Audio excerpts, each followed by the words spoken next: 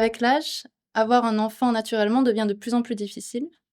Pourtant, de plus en plus de personnes essaient d'avoir un enfant après 40 ans, et se tournent alors vers, l'assistance médicale à la procréation. Dans la plupart des pays, les lois limitent l'accès à l'assistance médicale à la procréation, ou AMP, en fonction de l'âge des femmes, notamment à travers les conditions d'éligibilité au remboursement des traitements. Donc je me suis demandé, comment les lois avaient évolué dans le temps et est-ce qu'elles se sont adaptées à ces changements démographiques?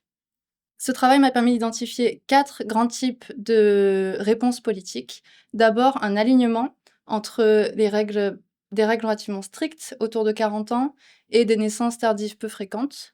Et ça concerne plutôt des pays d'Europe de l'Est comme la Slovaquie, la Roumanie. Ou à l'inverse, des pays où les règles sont plutôt souples et les naissances tardives plus fréquentes, comme en Islande où il n'y a pas de limite d'âge pour être remboursé. Mais dans la plupart des pays que j'ai étudiés, il y a un décalage entre, les règles et les naissances tardives, comme en France, par exemple, où, le remboursement est limité à l'âge de 43 ans.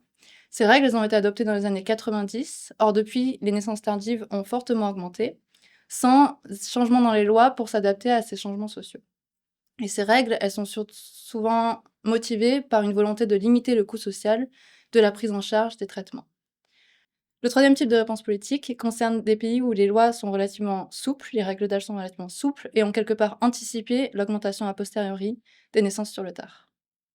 Et enfin, quatrième type de réponse, ce serait donc l'adaptation des lois au changement social et ça concerne en fait dans les pays que j'ai étudiés que 3 pays.